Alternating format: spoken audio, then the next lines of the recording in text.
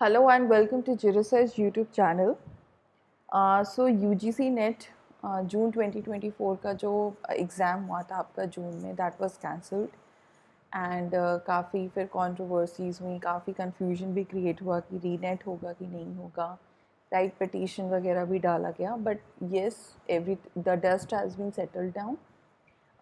There will be exam, reNET हो रहा है, डेट शीट भी आ चुकी हैं। 30 अगस्त को ही आपका पेपर है एंड सेकेंड शिफ्ट होगा आपका जो लॉ सब्जेक्ट का है, right. So in this video I discuss about the important case laws, MCQs.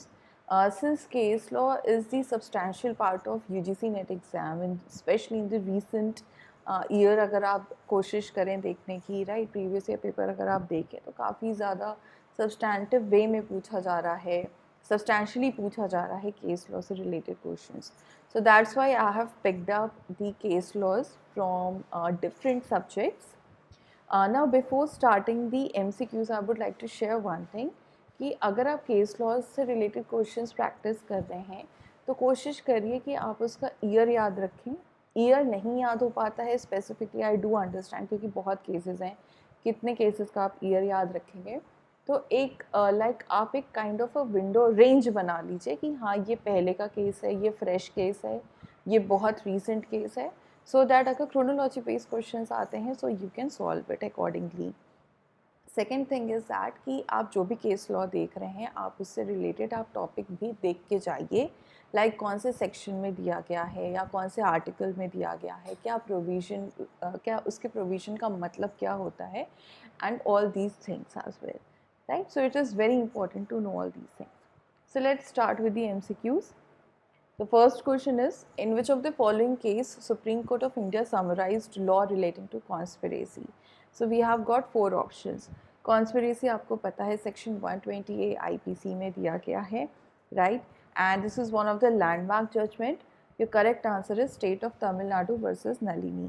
So ये basically case आपका related है assassination of our former Prime Minister Rajiv Gandhi.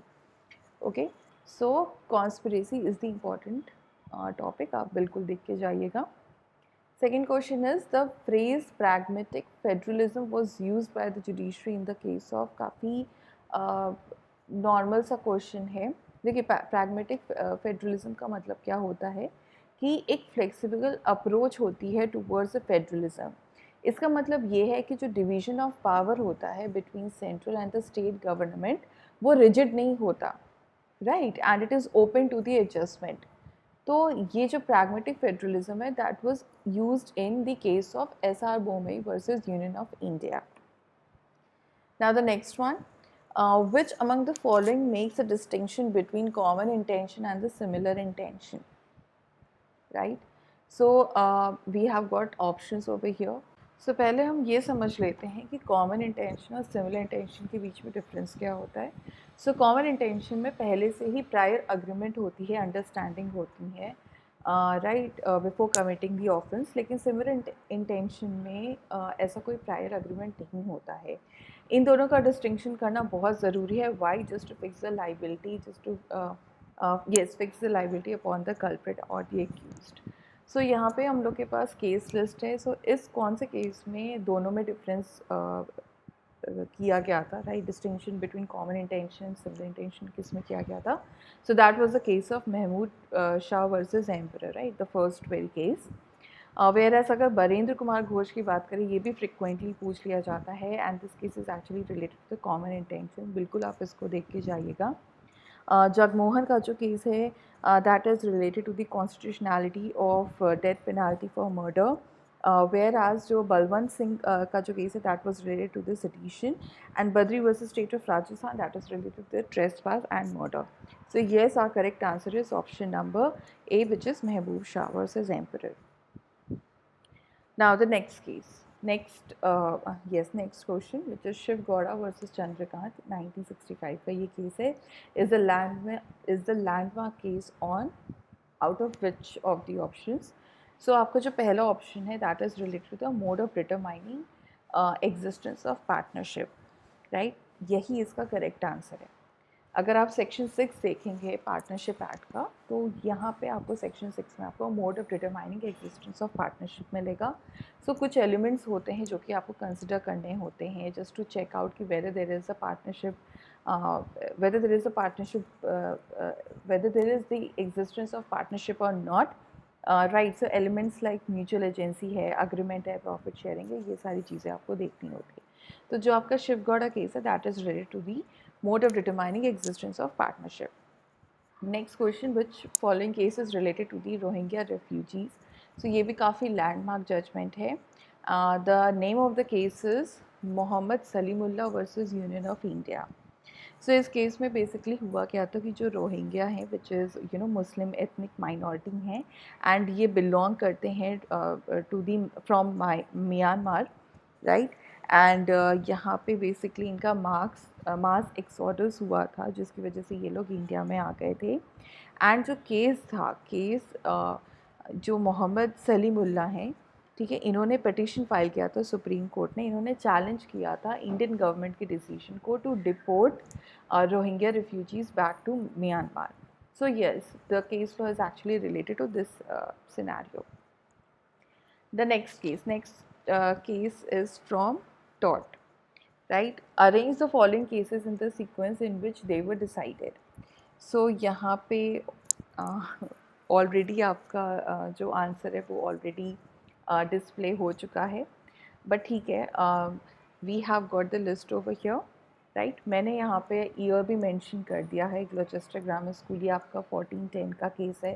डुनॉक versus Stevenson 1932 का है. एशबी वर्सेस वाइट 1703 का है. Ryland versus रेचर 1868 का है. ये चारों ही केस लैंडमार्क जजमेंट है, बहुत फ्रिक्वेंटली आते हैं in UGC NET exam. So do go through that what was the issue and to which topic these cases are related, right? So over here years are being displayed and accordingly arrange kar sakte hain, and the option number and the first option is your correct answer. Now moving towards this next question, again we have got a chronology. Arrange the following cases in the sequence in which they were decided. So आप देख सकते हैं ये आपका family law का case है. Okay, यहाँ पे भी मैंने ईयर्स डिस्प्ले किया है, so you can go through it and accordingly आपका option number 3 will be your correct answer. Now again match of the following case, ये आप देख सकते हो, इसमें कुछ रीसेंट केसेस इन्होंने पूछे हैं एंड ये सारे के सारे ही लैंडमार्क जजमेंट थे. तो from the list Pawan Kumar Gupta versus state, ये आपका निर्भया गैंग रेप केस से रिलेटेड है. सो एक्चुअली क्यूरेटिव पिटीशन डाला गया था against death sentence of a convicted Nirbhaya gang rape. तो ए का 4 हो जाएगा. Common Cause versus Union of India, ये है आपका right to die with dignity.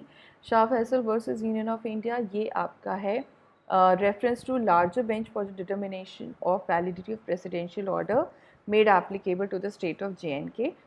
और जनहित अभियान आपका 2022 में आया था जो कि EWS कोटा के बारे में था. So accordingly आपका option number 3 is your correct answer.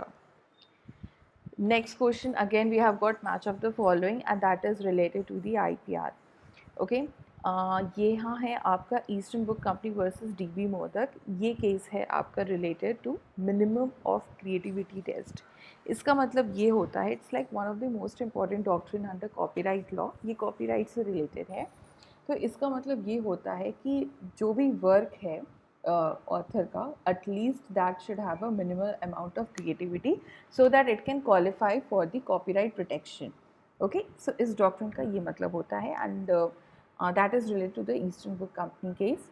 Bear Corporation versus Union of India, ये आपका पेटेंट से रिलेटेड है. तो यहाँ पे जो आपका फोर्थ ऑप्शन है which is compulsory licence of patents, ये इससे रिलेटेड है. कंपल्सरी लाइसेंस आपका फ्रॉम सेक्शन 84 to 92 ऑफ पेटेंट एक्ट में आपको प्रोविजन मिल जाएगा, राइट. स्पेशली आप 84 सेक्शन आप देख लीजिएगा जिसमें कि जनरल ग्राउंड्स ये कहें कि आप कंपल्सरी लाइसेंस आप कैसे अप्लाई कर सकते हैं. जैसे कि आप 3 साल के बाद अप्लाई कर सकते हैं.